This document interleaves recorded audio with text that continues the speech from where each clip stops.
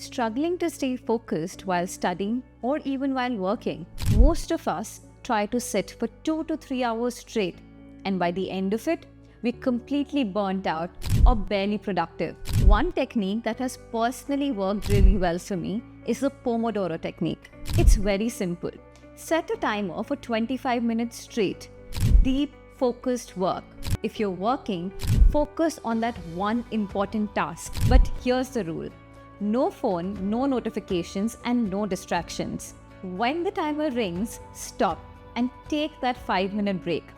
Walk around, stretch, or just relax your mind. I have personally used this for years, and it has turned those long, exhausting work sessions into short, powerful, focused work sessions. So try one Pomodoro today and see how it works for you. So follow Acadeli for more such productive tips and techniques.